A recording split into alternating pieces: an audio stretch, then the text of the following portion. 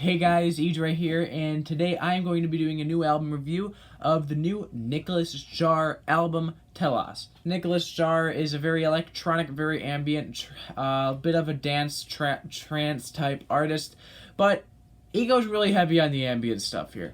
Now, ambient music and experimental elements have never been out of the picture for Nicolas Jaar. In most of his music, he has had elements of that throughout his music. Even the more straightforward rhythmic songs have had elements of very ambient and experimental features.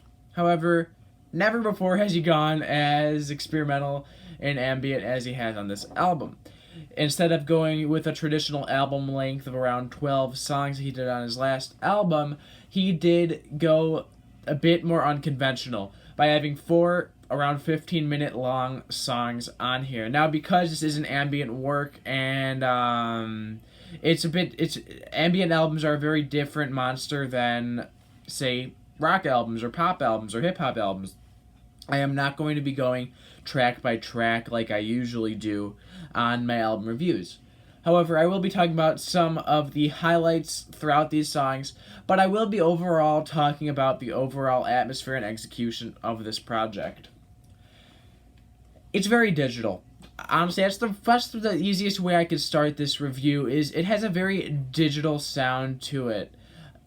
Well, a lot of Aphex Twin's music does feel analog in many ways, and that obviously differs based on each project, but Telas feels like a very digital project. Now, obviously, I don't know exactly how this album was made, so I'm not sure if that's a great observation or an inaccurate observation.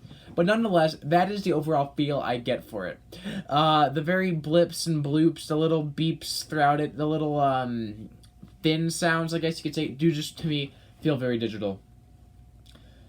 The songs are very long-winded as well, and very off-settling, I should say. The ambient and experimentalness really does take the foreground on many of these songs, making them feel unsettling in many spots. Melodies cut in and out. You'll get about a minute of melody in some of these areas, then it will fade out to a much more ambient, much more atmospheric sound.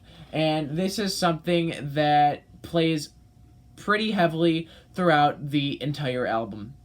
Now, I will say right off the bat, I don't feel like this album is nearly as impactful as past works. And I don't mean that as a negative. I mean, the ambition was off the charts on this album. And I literally cannot emphasize that anymore. But what I will say is that it just does take away from some of the focus.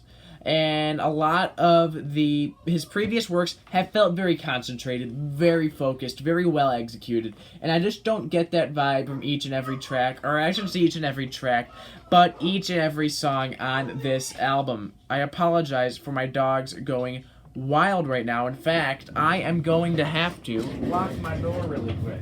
Okay, good, it already is. Back to the review. There's a lot of subtle details throughout this album, and a lot of these subtle details lie in the bass and in the low end, the low register of these tunes. And the reason why I find that to be very important is simply because an album like this must be listened to with the best quality possible. There is a lot of small details that you will miss out on if you don't have a good system. And while I do enjoy that, I am glad that he went out of his way to add many subtle details throughout. Unfortunately, I feel like on the surface, you have to dig a bit more.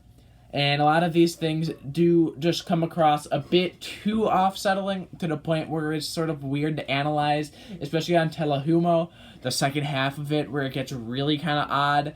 See, those kind of ones, I do feel things do get a bit lost. Some of these tracks do get a little bit lost as they progress forward. However, looping it back around to where I started this thing with the digitalness of it, and the ambient, and the experimentalness of it.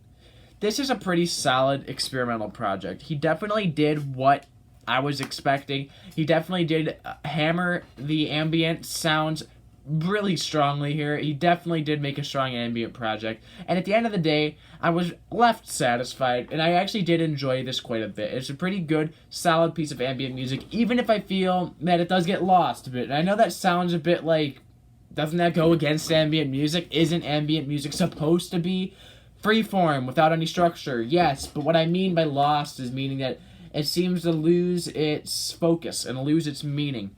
And that does hurt it a little bit. But at the end of the day, it was well executed for the most part. I didn't have too many issues with it. And Nicolas Jaar continues to be one of the leading names in electronic music, of house music, of ambient music today. And I don't see, that changing anytime soon. And even though I wasn't 100% blown away by this project, and I did feel like there were some parts of it that were just not as impactful as some of his previous works, I was still left very satisfied, and I'm giving this album a light 7 out of 10. Anything above a 5 in my books is good, anything below a 5 is bad. So a 7 is a pretty solid review, no matter how you put it. I wouldn't say this is Nicolas Jaar's best project, but it is an impactful one nonetheless, and I am really excited to hear where he goes in the future. That is it for now. Nicolas Jaar, Telas.